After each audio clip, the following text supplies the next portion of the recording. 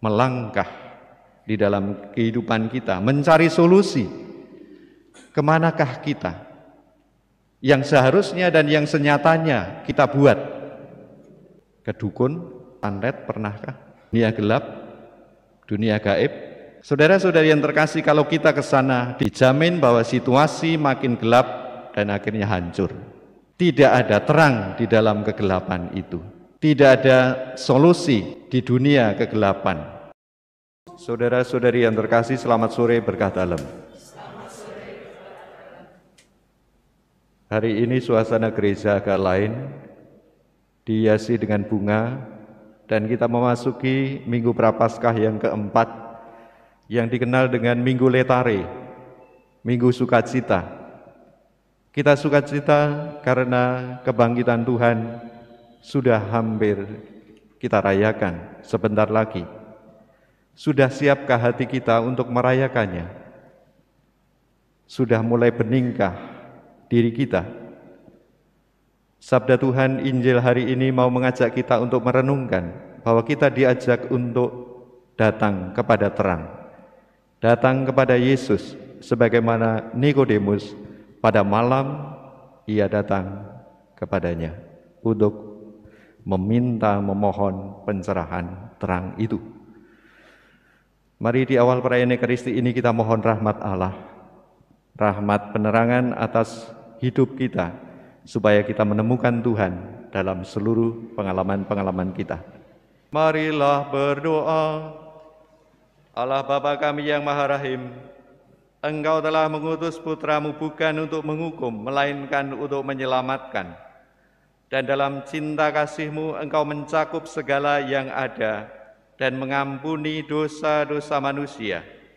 Tunjukkanlah belas kasih-Mu kepada kami bukan karena kami telah berjasa, melainkan karena Engkau kaya akan belas kasih terhadap orang yang berdosa. Demi Yesus Kristus Tuhan dan pengantara kami yang bersatu dengan Dikau dalam persekutuan Roh Kudus, Allah sepanjang segala masa. Pembacaan dari kitab kedua Tawarik. Ketika Israel diperintah oleh Raja Sedekia, semua pemimpin di antara para imam dan rakyat berkali-kali berubah setia dengan mengikuti segala kekejian bangsa-bangsa lain. Rumah yang dikuduskan Tuhan di Yerusalem mereka najiskan. Namun Tuhan, Allah nenek moyang mereka, berulang-ulang mengirim pesan melalui utusan-utusannya, karena Tuhan sayang kepada umat-Nya dan kepada tempat kediaman-Nya. Tetapi mereka mengolok-olok para utusan Allah itu, menghina segala firman Allah, dan mengejek nabi-nabinya. Oleh sebab itu, murka Tuhan bangkit terhadap umat-Nya, sehingga tidak mungkin lagi ada pemulihan. Maka Tuhan menggerakkan raja orang-orang Kasdim. Mereka membakar rumah Allah, merobohkan tembok Yerusalem, dan membakar segala puri dalam kota itu, sehingga musnahlah segala perabotan yang indah-indah. Mereka yang masih tinggal dan terluput dari pedang diangkutnya ke Babel. Mereka dijadikan budak raja dan budak anak-anaknya sampai kerajaan Persia berkuasa. Dengan demikian genaplah firman Tuhan yang diucapkan Yeremia, sampai tanah ini pulih dari akibat dilalaikannya tahun-tahun Sabat. Karena tanah itu menjadi tandus selama tahun Sabat, hingga genaplah 70 tahun. Pada tahun pertama pemerintahan Kores, Raja negeri Persia, Tuhan menggerakkan hati Kores, Raja Persia itu, untuk menggenapkan firman yang diucapkan oleh Yeremia. Maka dimaklumkanlah di seluruh kerajaan Kores secara tertulis dan lisan maklumat ini. Beginilah perintah Kores Raja Persia.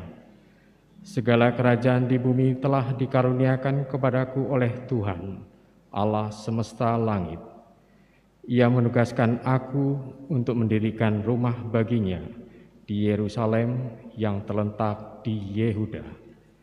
Siapa di antara kamu termasuk umat-Nya, kiranya Tuhan Allah menyertainya, dan biarlah ia berangkat pulang.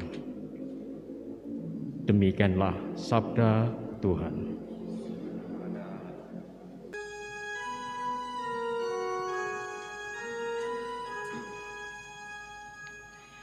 Biarlah lidahku melekat pada langit-langitku, jika aku tidak mengingat Engkau.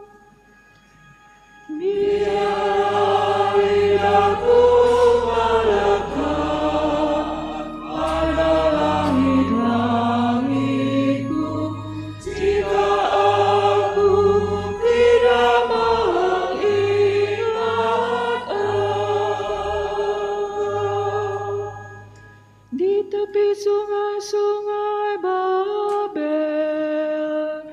di sanalah kita menangis apabila kita mengingat Sion. Pada pohon-pohon ganda rusa di tempat itu, kita gantungkan kecapi kita. Biarlah lidahku melekat pada langit-langitku, jika aku tidak mengingat Engkau.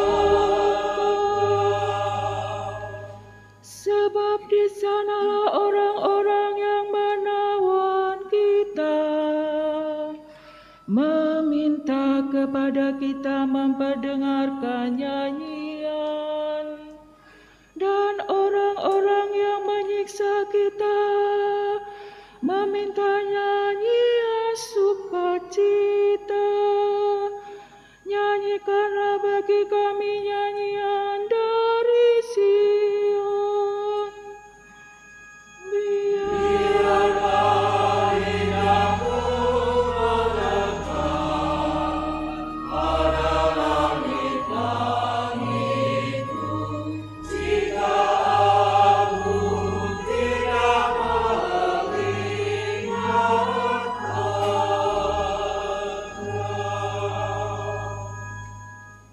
Pembacaan dari surat Rasul Paulus kepada jemaat di Efesus.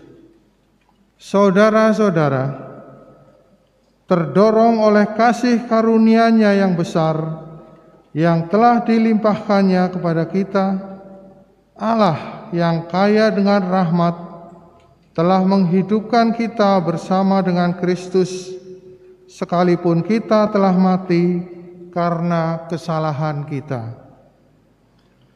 Jadi kamu diselamatkan berkat kasih karunia di dalam Kristus Yesus itu.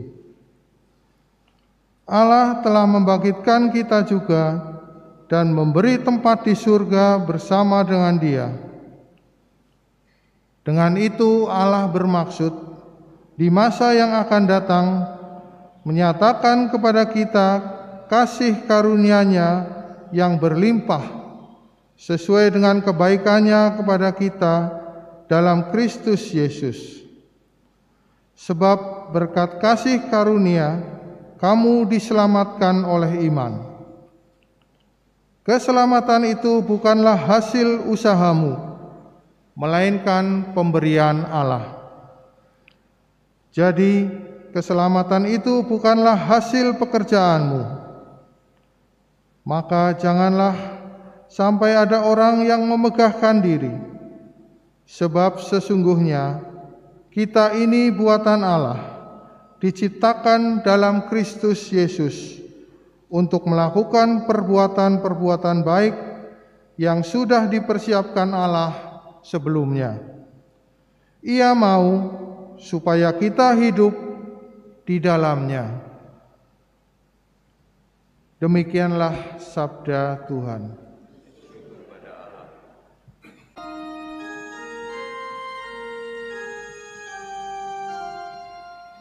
Terpujilah Kristus Tuhan, Raja mulia dan kekal.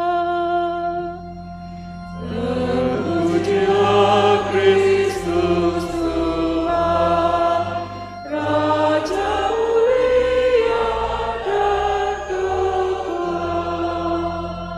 Begitu besar kasih Allah akan dunia, sehingga Ia menganugerahkan anaknya yang tunggal, supaya setiap orang yang percaya kepadanya beroleh hidup yang kekal.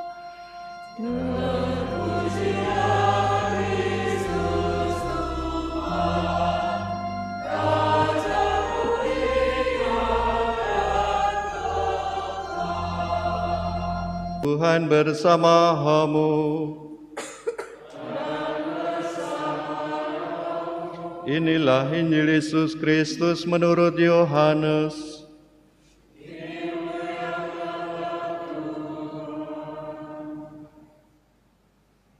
Sekali peristiwa Yesus berkata kepada Nikodemus yang datang kepadanya pada waktu malam, "Sama seperti Musa meninggikan ular di padang gurun, demikian juga Putra Manusia harus ditinggikan, supaya setiap orang yang percaya kepadanya beroleh hidup yang kekal. Karena Allah begitu mengasihi dunia ini, sehingga Dia telah mengaruniakan Putranya yang tunggal, supaya setiap orang yang percaya kepadanya tidak binasa, melainkan beroleh hidup yang kekal. Sebab Allah mengutus Putranya ke dalam dunia, bukan untuk menghakimi dunia, melainkan supaya dunia diselamatkan melalui Dia.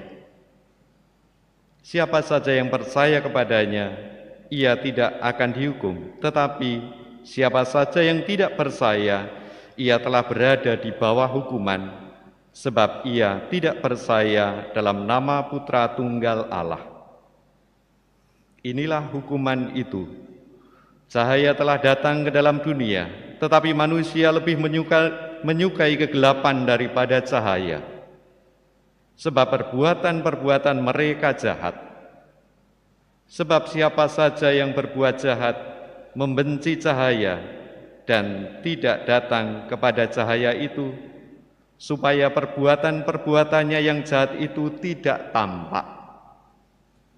Tetapi siapa saja yang melakukan yang benar, ia datang kepada cahaya, supaya menjadi nyata bahwa perbuatan-perbuatannya dilakukan dalam Allah. Demikianlah Injil Tuhan.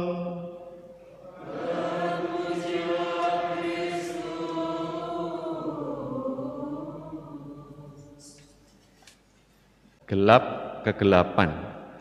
Kegelapan atau gelap itu merupakan suatu tiadanya cahaya, tiadanya warna. Di dalam gelap kita tidak bisa melihat warna. Di dalam gelap kita tidak bisa melihat apa-apa. Pernahkah kita berada dalam kegelapan, dalam suasana gelap, dalam situasi tidak ada cahaya? Apa yang Anda rasakan? Apa yang kita rasakan dalam kegelapan itu? Pengap, sesak, tidak nyaman. Apa yang kita pikirkan juga tentang hal-hal yang gelap? Pernahkah kita berpikir tentang hal-hal yang gelap? Pernahkah akan datang berbuat tentang situasi kegelapan, hal-hal yang gelap itu? Kita bisa mengalami dalam situasi kegelapan seperti itu ketika mungkin WA tidak segera dijawab, sampai orang tuanya sampai telepon kepada keluarganya tidak ada jawaban, sehingga mencari-cari jawaban kemana-mana. Ketika pertanyaan tidak ada jawaban, mungkin kita mengalami kegelapan, kegalauan tidak sampai gelap. Ketika hutang semakin menggunung, mungkin kita mengalami kegelapan, tidak menemukan terang. Ketika suami selingkuh atau istri main suami orang, berkali-kali seperti itu dan jatuh lagi. Situasi gelap. Mungkin kita mengalami kegelapan ketika anak-anak kita tidak nurut apa yang menjadi pendidikan atau kehendak orang tuanya. Atau bahkan juga kita mengalami kegelapan ketika orang tua tidak memberikan contoh teladan dalam hidup yang baik, dalam hidup beriman. Kita mengalami kegelapan mungkin ketika doa tidak kunjung terkabul, bahkan sudah bertahun-tahun mengadakan novena, juga belum terkabul. Mungkin kita mengalami kegelapan ketika penyakit tidak kunjung sembuh, entah penyakit kita atau penyakit saudara atau saudari kita. Mungkin kita mengalami kegelapan saat saudara kita dipanggil Tuhan dan tidak segera masuk ke surga. Kapan bisa dipastikannya? Atau kita mungkin mengalami kegelapan ketika permohonan maaf kita tidak diterima. Ketika kita sudah meminta ampun, meminta maaf berkali-kali, tetapi tidak kunjung datang pelepasan atau menghapus salah itu. Saudara-saudari yang terkasih, kemanakah kita dalam situasi kegelapan seperti itu akan beranjak, melangkah di dalam kehidupan kita, mencari solusi? Kemanakah kita yang seharusnya dan yang senyatanya kita buat? Ke dukun, ke santet, pernahkah? Ke dunia gelap, dunia gaib? Saudara-saudari yang terkasih, kalau kita ke sana dijamin bahwa situasi makin gelap dan akhirnya hancur. Tidak ada terang di dalam kegelapan itu. Tidak ada solusi di dunia kegelapan. Injil hari ini Yesus mengungkapkan kepada kita, cahaya telah datang ke dalam dunia, tetapi manusia lebih menyukai kegelapan daripada cahaya. Betulkah demikian? Ketika kita dendam, beranikah kita langsung melepaskan dendam itu? Atau eman-eman dalam kehidupan kita harus hilang, harus mengampuni, menerima mereka yang bersalah kepada kita? Cahaya telah datang ke dunia, tetapi manusia lebih menyukai kegelapan daripada cahaya itu sendiri. Saudara-saudari yang terkasih, saya boleh memastikan bahwa dalam situasi gelap, ketika orang mendatangi kegelapan, pasti situasi akan menjadi semakin gelap, tidak menemukan solusi di dalamnya. Dalam bacaan yang pertama diungkapkan bahwa pemimpin dan bangsa-bangsa Israel berkali-kali berubah setia mengikuti segala kekejian dari bangsa-bangsa lain. Itulah manusia yang sudah melihat terang tetapi menyukai kegelapan di dalam hidupnya. Saudara-saudari yang terkasih, Nikodemus yang diungkapkan di dalam Injil hari ini, dalam situasi kegelapan diungkapkan. Sekali peristiwa, Yesus berkata kepada Nikodemus yang datang kepadanya pada waktu malam. Injil Yohanes mengungkapkan situasi pada waktu malam itulah Nikodemus datang kepada Yesus. Dalam kegelapan hidupnya, dalam ketidakpastian hidupnya, ia datang kepada Yesus. Mungkin kita bertanya, sebenarnya siapa Nikodemus itu? Nikodemus dikatakan dalam kitab suci adalah seorang pribadi yang lurus sebenarnya. Seorang pribadi yang lurus dan setia di dalam kehidupannya. Dia adalah termasuk orang Farisi dan masuk bangsawan orang Yahudi. Dia juga sebagai pengajar bangsa Israel. Kalau dibandingkan di gereja mungkin ya, seorang katekis, seorang pengajar. Mungkin juga dia anggota Mahkamah Agama di waktu itu. Dan dia sungguh-sungguh sebagai seorang yang lurus, setia, menghayati hidup keagamaannya sebagai orang Yahudi. Seorang yang sungguh fasih dalam kehidup keagamaannya. Pada waktu malam, dalam arti tidak diketahui banyak orang. Ketika orang tidak melihatnya, dia datang kepada Yesus. Karena di sana ada terang. Kalau kita membaca secara lebih lengkap dari Injil hari ini akan lebih jelas. Bagaimana pergulatan batin Nikodemus itu. Bagaimana suasana batinnya dan apa yang menggerakkan dia datang kepada Yesus di ayat 1 sampai dengan 13.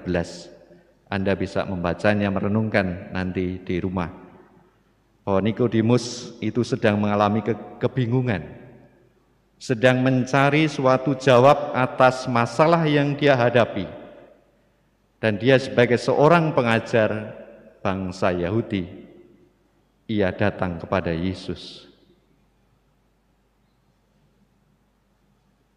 Dia mendapatkan jawaban dari Yesus itu.